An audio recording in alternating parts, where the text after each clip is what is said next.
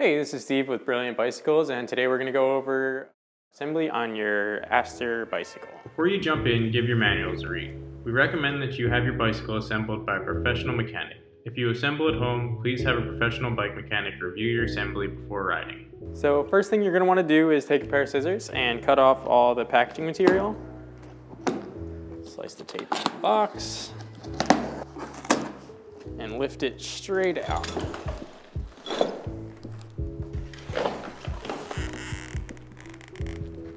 You'll notice that there is a parts box inside, and that's going to be the first thing you're going to want to open. So the first thing you're going to want to do once you take all the protective packaging off your new bike is going to be look into the small parts box that says open first on the front. And inside you'll get an owner's manual, a thank you note, 2 reflectors, a 4, 5, and 6 millimeter Allen key, and a 15 millimeter open-ended wrench. You'll also have your pedals, and inside the box there'll be a chain protector, which we'll go over later. So the first step to building your bicycle, you're going to notice this yellow sticker on the front of your fork that says turn to front. So we're going to switch this around so that the brakes are facing the front of the bicycle. Then take your handlebars and insert them into the head tube. And we're going to take our 6 millimeter Allen key and tighten this down so that it stays put.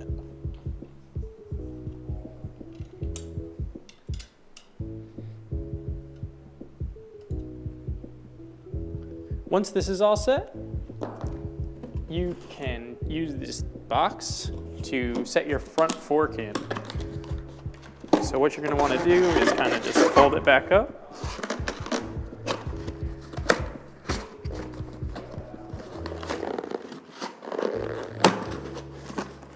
And pop these 2 holes in like this. Then you can set it on its side and insert your fork so that it stays put.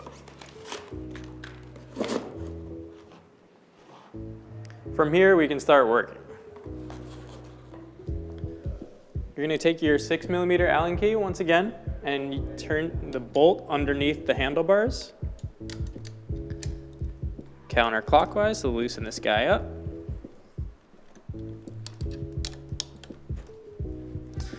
And then you can rotate your handlebars so that they're facing straight up. Once they're straight, you can just tighten this guy back down. And make sure you really tighten it because you don't want those handlebars to move on you.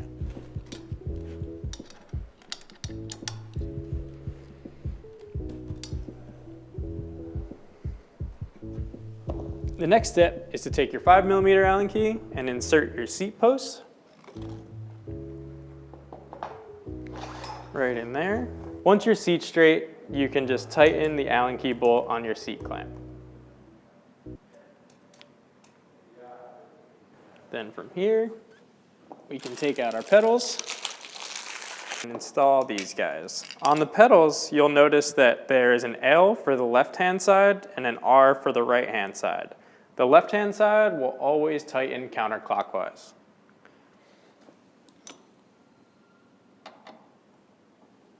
Once it's threaded in loosely, we can take our 15 millimeter wrench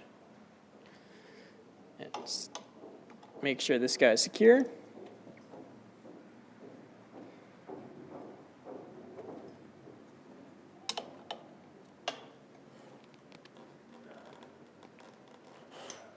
Then we can do the exact same for the right side.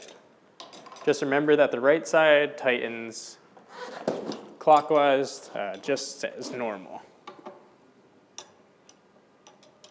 So again, thread it in there loosely. Then use your 15 millimeter wrench to tighten it all the way.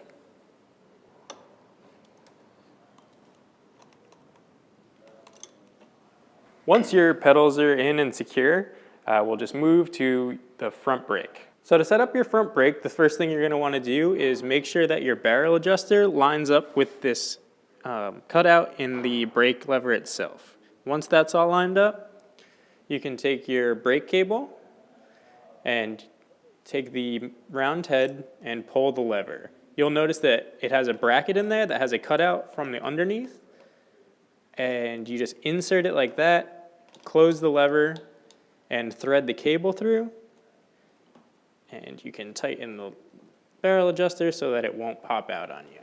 Once your brake cable is attached, we will install the front wheel. So from here, you just loosen your front axle bolts, not all the way so that they come off, but just a little bit so that you can insert it into the fork, and make sure that the tread pattern is facing front. If you're not sure, just check the rear wheel and make sure that the tread patterns match. So first step, just gonna lift this guy out of the box, toss that aside. You can get rid of the rest of the packaging on the fork. Then you can insert the wheel directly into the dropouts.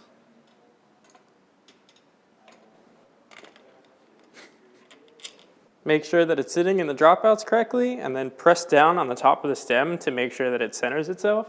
And then you can loosely tighten these guys down. Once they're loosely tightened down, take your 15mm wrench again and really tighten them down.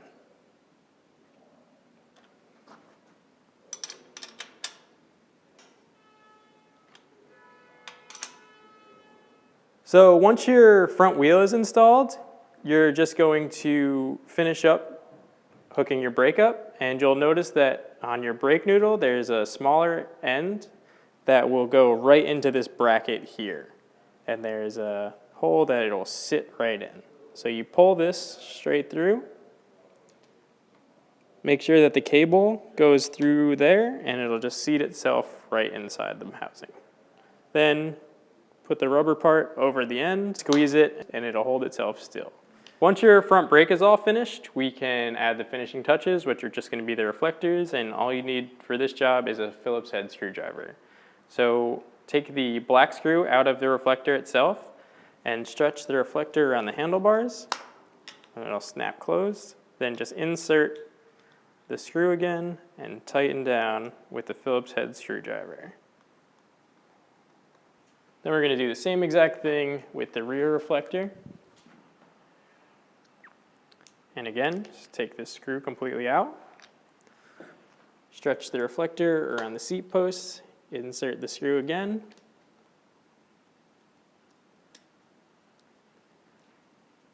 And tighten it back down.